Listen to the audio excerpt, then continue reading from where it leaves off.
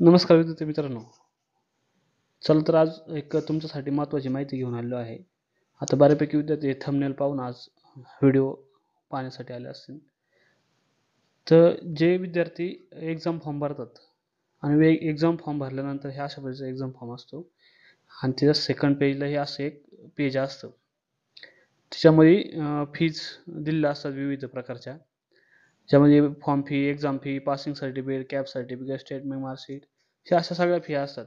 आता मी ही हायलाइट जे केलेलं आहे, ट्रान्सक्रिप्ट फी ₹720 आता समजा भरलेलं आहे. आता हे ट्रान्सक्रिप्ट फी ही तुमची एक्झाम फॉर्ममध्ये ॲड होणारी असते. तुम्ही एक्झाम फॉर्ममध्ये ट्रान्सक्रिप्टची फी पेड केलेली असते. पण आता बऱ्यापैकी विद्यार्थ्यांना माहीत नसतं हे ट्रान्सक्रिप्टचे पैसे तर मी भरलेत.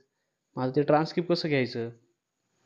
बरं घ्यायचं तर मग ते ट्रान्सक्रिप्ट म्हणजे काय असतं हे पण विद्यार्थ्यांना माहीत नसतं. त्या सगळ्या गोष्टीचं सोल्युशन मी आज तुम्हाला यासाठी आज घेऊन आलेलो आहे. तर चला तर आपण सुरुवात करू सुरुवातीपासून.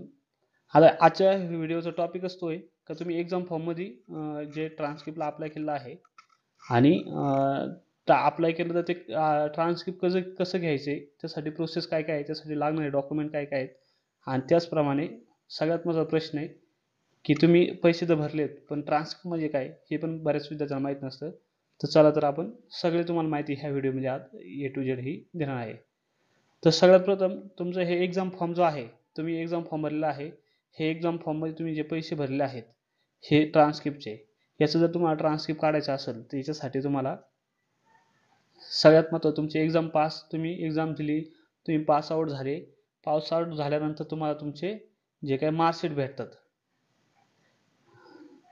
हो का, हे अशा पद्धतीचं मार्कशीट आहे. तुम्ही जर उत्तीर्ण झालात, आता मी हे एक्झाम्पल म्हणून फार्मसीचं घेऊन आलेलो आहे आणि हा जो वरती हा एक्झाम फॉर्म आहे. हा एक्झाम फॉर्म मे-एप्रिल 2025 मध्ये ज्या विद्यार्थ्यांनी फॉर्म भरलेला आहे, जे फॉर्म आहे त्याच्यामध्ये हे ट्रान्सक्रिप्टचे पैसे भरले आहेत.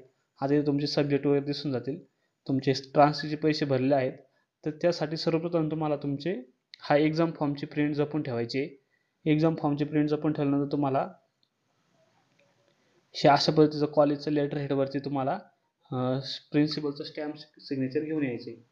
आता मी झूम आउट करतो जरा, मी तुम्हाला लक्ष देईन. अशा पद्धतीचं आता मी डी वाय पाटील कॉलेजचं हे सॅम्पल म्हणून एक लेटर घेऊन आलेलो आहे.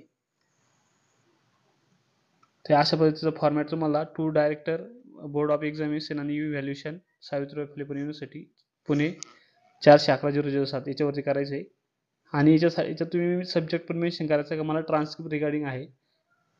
अशा पद्धतीने प्रत्येक कॉलेजचा फॉर्मॅट हा वेगळा असू शकतो. मराठीत पण तुम्ही टाईप करून देऊ शकता. खाली नंबर असेल तुमचे. आता ह्याच्यामध्ये एका कॉलेजचे समजा 10, 20, 25 पोरं असतील, 5 पोरं असतील, 10 असतील किंवा 1 असू शकतं. तर एका लेटर हेडवरती पण सगळ्यांचे तुम्ही मेन्शन करून जोडून देऊ शकता.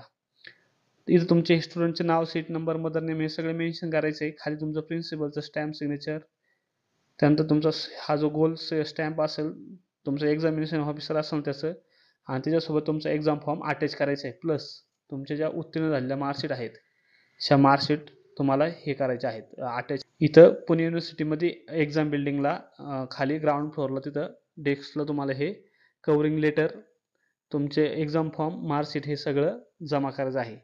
हे जमा केल्यानंतर तुम्हाला युनिव्हर्सिटीकडून एक ओसी म्हणजे तुमची जी ओरिजिनल कॉपीची एक झेरॉक्स कॉपी आहे, त्याची एक त्याच्यावरती तुम्ही रिसिव्ह म्हणून एक कॉपी तुमच्याकडे घ्यायची, जेणेकरून ते तुम्हाला ट्रान्सक्रिप्ट सेक्शनमधून एक 15-20 दिवस, महिना असेल त्यावेळेस तुम्हाला कलेक्टसाठी बोलवलं जाईल. तेव्हा ती तुम्हाला ओसी ती दाखवावी लागणार आहे. आता सगळ्यात महत्त्वाचा प्रश्न आहे, ट्रान्सक्रिप्ट म्हणजे काय असतं?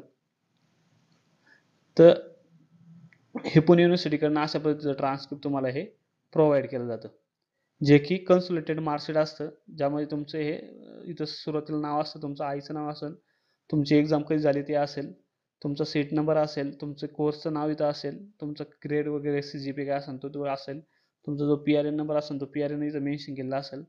ह्या सगळ्या गोष्टी तुम्हाला आणि ह्या इयर वाईज सगळ्या मार्कशीट तुमच्या ज्या जोडलेल्या आहेत तुम्ही ज्या कोर्सप्रमाणे असेल ते सगळं तुम्हाला इथं तुमचे मार्क ग्रेड दिसून जाईल. असा खाली स्टॅम्प सिग्नेचर असेल. आता हे 2-3 पेजेसमध्ये आहे. हे शेवटला तुमच्या इथं सिग्नेचर वगैरे दिलेलं असतं, इथं आउटवर्डमध्ये दिला असतो. ह्याच्यावरती तुमचं मिड ऑफ इंट्रोडक्शन मार्कशीटवरती असेल. आता हे जे मार्कशीट आहे तुमचं, इथं मिडियम इंट्रोडक्शन असेल त्याच्यावरती पण इंट्रोडक्शन येऊन जाईल. मग तुम्हाला वेगळं मीडियम सर्टिफिकेट काढण्याची पण काय आवश्यक नाही. आता हे अशा पद्धतीचं हे ट्रान्सक्रिप्ट सर्टिफिकेट असतं. तर हे ट्रान्सक्रिप्ट सर्टिफिकेट ज्या विद्यार्थ्यांना व्हिसा वगैरे किंवा अब्रॉडला जायचं आहे, बाहेरच्या कंट्रीमध्ये जायचं आहे शिक्षणासाठी, जॉबसाठी, नोकरीसाठी, अशा विद्यार्थ्यांना हे ट्रान्सक्रिप्ट सर्टिफिकेट आवश्यक असते.